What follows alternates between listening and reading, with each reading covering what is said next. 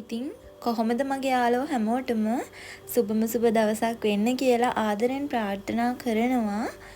ඉතින් මගේ යාළුවෝ හැමෝම හොඳින් පරිස්සමින් ඇති කියලා මං හිතනවා. ඔන්න ඉතින් අදත් මම ලස්සන වීඩියෝ එකක් අරන් ආවා. ලස්සන කිව්වට මේක නම් ඉතින් ඕගොල්ලෝ අහපු ප්‍රශ්න වලට පිළිතුරු අරගෙන ආපු වීඩියෝ එකක්. ඉතින් මං කලින් මගේ කිචන් එකේ වීඩියෝ එකක් දැම්මා. ඒකට හොඳ ප්‍රතිචාර තිබුණා. ඉතින් ඇත්තටම ගොඩාක් සතුටුයි. මගේ යාළුවෝ ඇත්තටම මගේ කිචන් එක ගැන ගොඩාක් හොඳ දේවල් කියලා තිබුණා. ඉතින් ඒ හැම දෙයකටම මම ඕගොල්ලන්ට ගොඩාක් ස්තුතිවන්ත වෙනවා. ඉතින් ඔයාලගේ ආදරණීය කමෙන්ට් මට මේ channel එක ඉදිරියට කරගෙන යන්න ලොකු පිටුවහලක් වෙනවා. ඉතින් ඔයාලා හැමෝටම ගොඩාක් ස්තුතියි. ඉතින් ඒ වගේම කිහිප දෙනෙක් පුංචි ප්‍රශ්න කිහිපයක් අහලා තිබුණා. ඉතින් ඒ අය වෙනුවෙන් තමයි අද මේ වීඩියෝ එක අරගෙන ආවේ. ඉතින් එක්කෙනෙක් මගෙන් අහලා තිබුණා එයාලා මේ කිචන් එකේ පැල තියෙන ඒවා දවස් 2-3ක් යද්දී ඒ පැල සවුත්තු වෙනවා. ඉතින් ඒවට කරන්න පුළුවන් මොනවද කියලා. ඉතින් ඔන්න මම කරන දේවල් ඔයගොල්ලන්ට මම කියන්නම් දැන්. ඉතින් මම මගේ කිචන් එකේ පැල ගොඩක් තියන් ඉන්නේ මෙන්න මේ ජනේලේ අයිනට වෙන්න.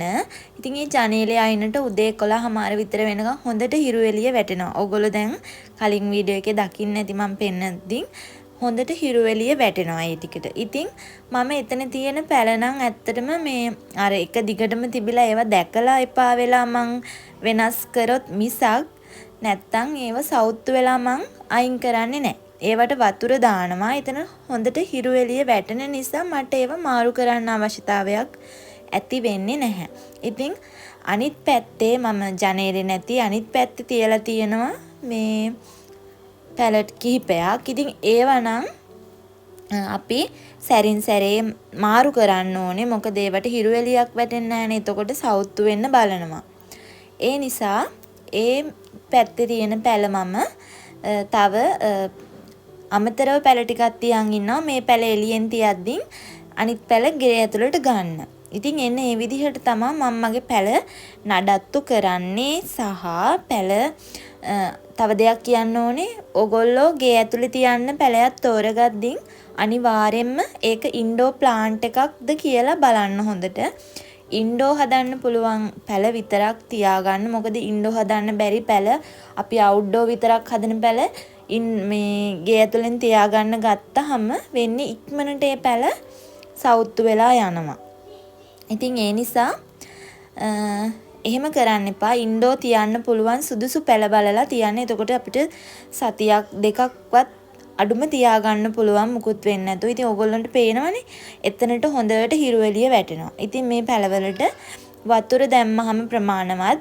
ඉතින් හිරු එළිය වැටෙන නිසා මම නම් ඇත්තටම මෙතන තියෙන පැල අයින් කරන්නේ නෑ. දැන් මෙතන මේ පැල ටික අලුතෙන් මන් තියලා සති දෙකකට වැඩි. ඉතින් බලන්නකො මොකුත් වෙලා නෑ. හොඳට තියෙනවා. ඉතින් ඕගොල්ලන්ටත් පුළුවන් මේ විදිහට ඉන්ඩෝ තියෙන පැල තෝරගන්න. ඕගොල්ලොන්ගේ ගේ ඇතුලේ තියාගන්න. ඉතින් ඔන්න ওই විදිහට තමා මගේ පැලවල ප්‍රශ්නේ ඕගොල්ලොන්ට පැලවල ප්‍රශ්නෙට මගෙන් පිළිතුර. ඉතින් මං හිතනවා මේ පිළිතුර ප්‍රමාණවත් ඇති කියලා. ඉතින් තවම නම් හරි ප්‍රශ්න තිබුණොත් ඒ ගැන අහන්න මම පුළුවන් විදිහට දන්න දෙයක් ඕගොල්ලොන්ට කියලා දෙන්නම්.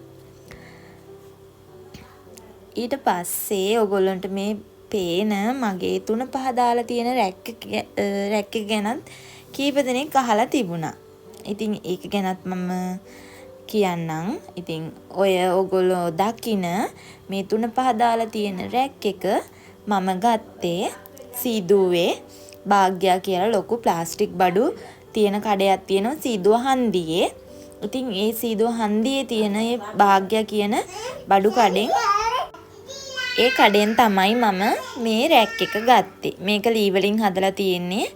ඉතින් ඔන්න ඔය පාටින් තමයි තිබුණේ. ඉතින් ඒක හොඳයි ඇත්තටම. පොල් තෙල් බෝතල් වගේ දාන්න උසට හදලා තියෙනවා. ඉතින් ඒ වගේම 3-5 බෝතල් දාන්නත් තියෙනවා. ඉතින් හරි වටිනවා ඒකත්. මට ගාණ නම් මතක නැහැ. ඉතින් ඔන්න මෙන්න මේ රැක් එක ගැනත් ගොඩක් අය අහලා තිබුණා. ඉතින් මේ රැක් එක මම මේ ඉලෙක්ට්‍රික් බඩු තියන් ඉන්න මගේ රැක් එක මම ගත්තේ. ඕගොල්ලන්ට පුළුවන් Facebook එකේ සර්ච් කරලා බලන්න Metal Art Private Limited. Metal Art Private Limited කියන page එකෙන් තමයි මම මේක ගත්තේ. ඒගොල්ලෝ C2 ක්‍රමයට මෙන්න මේ රැක් දෙනවා. එකවර සල්ලි දීලා ගන්න බැරි අයට C2 ක්‍රමයට ඒගොල්ලොන්ගේ තියෙනවා C2 දානවා. ඉතින් ඒ C2 ක්‍රමයට මිලදී ගන්න පුළුවන්. ඉතින් මමත් ඒ විදිහට C2 ක්‍රමයට මිලදී ගත්ත රැක් එකක් තමයි මෙන්න මේක. ඊට පස්සේ ඕගොල්ලෝ කීප දෙනෙක් අහලා තිබුණා මෙන්න මේ මම මේ පැන්ට්‍රි කබඩ් ගහලා නැති නිසා මේ රැක් එක මේ මොනවාද දාලා තියෙන කර්ටන් එකක් නේ. ඉතින් ඒ කර්ටන් එක දාගත්තේ කොහොමද කියලා. ඉතින් ඕගොල්ලන්ට පේනවා ඇති අර කොකු හයි කරලා ග්‍රිල් එකෙන් විතරයි ඒ කොකු හයි කරලා ඒකට මේ වගේ බටයක් දාලා තමයි මම මේ කර්ටන් ටික දාලා තියෙන්නේ. ඉතින් ඕගොල්ලන්ට මං හිතනවා අදහසක් ගන්න පුළුවන් වෙයි කියලා. මොනවා හරි තේරෙන්නේ නැති තැනක් තියෙනවා නම් අනිවාර්යෙන් කමෙන්ට් එකක් දාන්න. මම ඕගොල්ලන්ට කියලා දෙන්නම්. ඉතින් ඔන්න ඔය විදිහට තමයි මගේ ඒ පැන්ට්‍රි කබඩ් ගහලා නැති නිසා ඒ පැන්ට්‍රි යටට ඒ විදිහට කර්ටන් එක දාලා තියෙන්නේ. මම මේකට බටයක් තෝරගත්තේ ටිකක් අර හයියට හිටින්න. නැත්තම් මේ හයිය මදි ගතියක් තේරෙන නිසා තමයි මම ඒ වගේ බටයක් තෝරගත්තේ කර්ටන් එක දාගන්න. ඊට පස්සේ මෙන්න මේ රැක් එක මට ඇත්තටම මේක ගත්ත page එක මතක නෑ. කොහොම හරි මම ගත්තේ Facebook එකේ page එකකින් මෙන්න මේ හරි Handy Racks කියන page එකෙන් තමයි මම මේ රැක් එක ගත්තේ. ඊට පස්සේ තව කීප දෙනෙක් අහලා තිබුණා මගේ මේ කිචන් එකේ මේ අල්ලලා තියෙන ටයිල් එකක්ද වෝල්පේපර් එකක්ද කියලා. ඉතින් මේක ටයිල් එකක් නෙමෙයි. මේ කළුයි ගෝල්ඩ් පාට වගේ ඉරි ගිහින් තියෙන එක. ඒක ටයිල් එකක් නෙවෙයි. ඒක වෝල්පේපර් එකක්. ඉතින් ඒකත් ඔන්ලයින් Facebook එකේ ඔන්ලයින් page එකකින් තමයි මම ගෙන්න ගත්තේ. ඒකේ රෝලේ වර්ග අඩි මට මතක විදිහට වර්ග අඩි 50ක් කවර් කරන්න පුළුවන් ප්‍රමාණය රුපියල් 3000 ගාණක් තමයි උනේ ඒ රෝල. ඉතින් ඒකත් හරිම ලස්සනයි. ඉතින් ඔන්න ඔය විදිහට ප්‍රශ්න ටිකක් මගෙන් අහලා තිබුණා මගේ යාළුවෝ. ඉතින් ඔයාලගේ ප්‍රශ්න වලට ඕගොල්ලෝ හිතපු විදිහට පිළිතුරු හම්බෙන්නේ නැති කියලා මං හිතනවා. ඉතින් මං දන්න විදිහට ඕගොල්ලන්ට ඒවට උත්තර දුන්නා. ඉතින් තව මොකක් හරි දන්නේ නැති දෙයක් තියෙනවා ඕගොල්ලෝ මගෙන් අහන්න. මේක මේ හොඳයි මේ වෝල්පේපර් එක හොඳයි. තෙල් විසික්කුණාට වතුර වැටුණාට මුකුත් ප්‍රශ්නයක් වෙන්නේ නැහැ. ඉතින් දැනට නම් තාම මට ප්‍රශ්නයක් උනේ නැහැ. ඉතින් අර තෙල් එහෙම විසික්කුණාම ඒවා පිහ දාලා පිරිසිදුවට තියා ගන්න ඕනේ. එතකොට ඉතින් අපිට කාලයක් පාවිච්චි කරන්න පුළුවන්. ඉතින් ඔන්න ඔය විදිහට තමයි මම ඕගොල්ලෝ අහපු ප්‍රශ්න වලට උත්තර ගෙනාවේ. ඉතින් ඔන්න ආයෙත් කියනවා ඕගොල්ලෝ දන්නේ නැති මොනාම හරි දෙයක් තියෙනවා නම් මගෙන් අහන්න. මම ඒවට ඕගොල්ලන්ට උත්තර දෙන්නම්. ඉතින් මං කලින් දාපු වීඩියෝ එකේ වගේම ඊට කලින් මං කිචන් එකේ දාපු වීඩියෝ වලත් ගොඩ දෙනෙක් අහලා තිබුණා. ඉතින් ඔය රැක් එක එහෙම ගත්තේ කොහෙන්ද? ඒ වගේ ප්‍රශ්න. ඉතින් ඒගොල්ලන්ට මම පර්සනල් කමෙන්ට් වලට උත්තර දුන්නත් ආයෙ කීප දෙනෙක් අහලා තිබුණ නිසා මං හිතුවේ මේ වගේ වීඩියෝ එකක් කරන්න ඕනි කියලා. ඉතින් ඕගොල්ලෝ දැක්කා වගේ මගේ ලස්සන කිචන් එකේ මම දැන් මේ ලාවා කේක් එකක් හදාගන්න තමයි ලෑස්ති වෙන්නේ. ඉතින් මම කුකින් චොක්ලට් එක ගද්දින් ඩාර්ක් එක නෙමෙයි අරන් තියෙන්නේ. ඉතින් ඒ නිසා මගේ ලාවා කේක් එකේ පාට නම් හරියට ආවේ නැහැ. ඒ වුණාට කේක් එක නම් හරි රසට ආවා. ඉතින් ඒ වුණාට කේක් එක චුට්ටක් බේක් වෙලා වැඩි වගේ. ඉතින් ලාවා කේක් එකක් චුට්ටක් අඩුවටනේ බේක් කරගන්න ඕනේ. ඉතින් මං ලාවා කේක් හදපු පළවෙනි පාරනේ. ඉතින් ඊළඟ පාර හදද්දින් හරි ගානට හදලා ගන්න ඕනේ. ඉතින් හරිම රසයි. ඕගොල්ලෝ ගෙදර හදලා කාලා බලන්නකෝ. oven එකක් නම් ඕනිම නැහැ අපිට. ලිපේ උනත් මේ ලාවා කේක් එක හදලා ගන්න පුළුවන්. හරිම පොඩි අමුද්‍රව්‍ය ටිකක් ඕනේ. ඔන්න ඉතින් ඕගොල්ලන්ටත් ගෙදරදී හදලා බලන්න පුළුවන් ලාවා කේක්.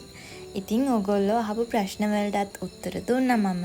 ඉතින් ඒත් එක්කම ලාවා කේක් එකක් හදපු හැටි දැක්කනේ. එහෙනම් මෙන්න මේ ලස්සන මල් ටිකත් ඕගොල්ලන්ට බලන්න දෙන ගමන් මං අද වීඩියෝ එක අවසන් කරනවා. එහෙනම් අදට මම ගිහින් එන්නම්. ඔයගොල්ලෝ හැමෝම සතුටින් පරිස්සමින් ඉන්න. ඔයගොල්ලෝ හැමෝටම ගොඩාක් ස්තුතියි මාත් එක්ක මේ විදිහට එකතු වෙලා ඉන්නවට. ඉතින් මගේ channel එක subscribe කරලා නැත්නම් මගේ channel එක subscribe කරන්න කියලා ආදරෙන් ඉල්ලනවා. එහෙනම් ඔයගොල්ලෝ හැමෝටම සුබ දවසක්. ආයෙත් මේ වගේම ලස්සන වීඩියෝ එකකින් ඔයගොල්ලෝ හමු වෙන්න මම එන්නම්.